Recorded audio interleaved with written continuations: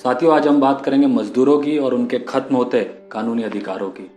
लेकिन उससे पहले हमें एक बात समझनी होगी कि समाज और देश के लिए मजदूर क्या महत्व रखते हैं। तो दोस्तों, हम जो खाते हैं, जो पहनते हैं, जिस घर में रहते हैं, जिस सड़क पर चलते हैं, इन सभी चीजों में तमाम सामग्रियों के साथ मजदूरों का खून और पसीना भी मिला होता है। हमारे मजदूर भाई बहन गांव गांव से बड़े बड़े शहरों और कारखानों की तरफ निकल पड़ते हैं सिर्फ एक छोटे से सपने के साथ कि वो भी अपने परिवार को ठीक से पालेंगे, अपने बच्चों को अच्छी शिक्षा देंगे, अपने बीमार माँ बाप का अच्छा इलाज करवाएंगे और अपने परिवार के लिए एक छोटा सा घर बनाएंगे। लेकिन शायद वो भूल जाते हैं कि उनके बाप दादाओं ने भी यही सपना देखा था जो आज तक पूरा नहीं हुआ।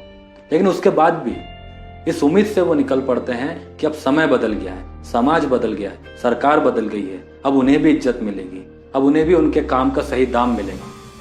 लेकिन बड़े दुर्भाग्य से कहना पड़ रहा है कि इस बार भी मजदूरों को धोखा ही मिला है।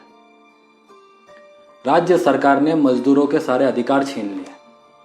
हमारे राज्य के मुख्यमंत्री शिवराज सिंह चौहान ने बिना श्रम मंत्री को नियुक्त किए, बिना मजदूर प्रतिनिधियों से बात किए सारे श्रम कानूनों को खत्म कर दिया है और एक नई औद्योगिक नीति लाए। और ये जो नई औद्योगिक नीति है, ये क्या कहती है?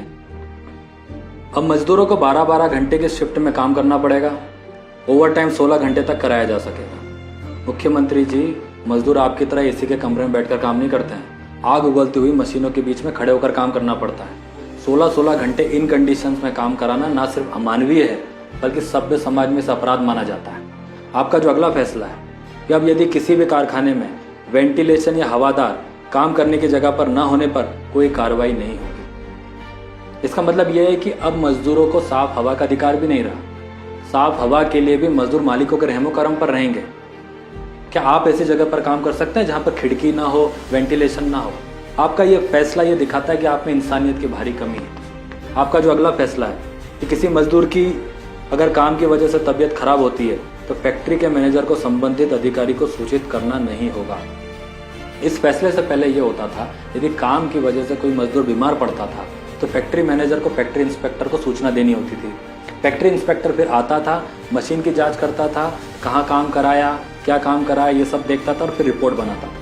लेकिन अब ऐसा कुछ नहीं है। अब घटिया से घटिया मशीनों पर मजदूरों को लगाया जा सकता है और कुछ भी काम कराया जा सकता है। और यदि काम के दौरान मजदूर बीमार पड़ता है या यहाँ तक कि मर भी जाता है तो फैक्ट्री मालिक की जिम्मेदारी नहीं होगी। और यह है आज का न्यू इंडिया। और न्यू इंडिया का अगला फैसला क्या है कि फैक्ट्री मालिक अब अपनी सुविधा के हिसाब से मजदूरों को रख सकती है, निकाल सकती है, वो भी अपनी शर्तों पर। और शर्तें क्या होगी कि 16-16 घंटे काम कराएंगे, 250 रुपये देंगे, कोई छुट्टी नहीं देंगे, कोई कैंटीन नहीं देंगे, कोई बस नहीं देंगे, कुछ रहने को नहीं देंगे, और यदि आवाज़ उठाओगे तो नौकरी से निकाल दिया जाएगा।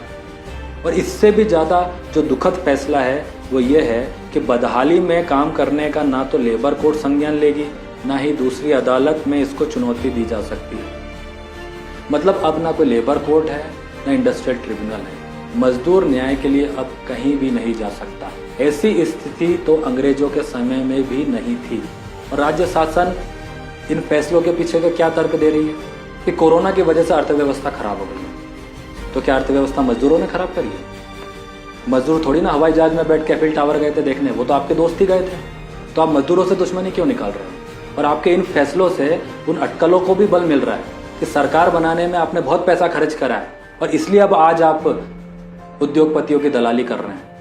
आपको ये फैसला तुरंत वापस लेना चाहिए, वरना भविष्य में ऐसा तूफान खड़ा होगा जिससे किसी का भी भला नहीं होगा, सबका नुकसान होगा। तो मेरा आपसे निवेदन है कि आप इस तुगलकी फरमान को वापस लीजिए, मजदूरों के अधिकार उनको वापस दीजिए। यही देश हित में भी है, यही समाज हित में भी। धन्यवाद।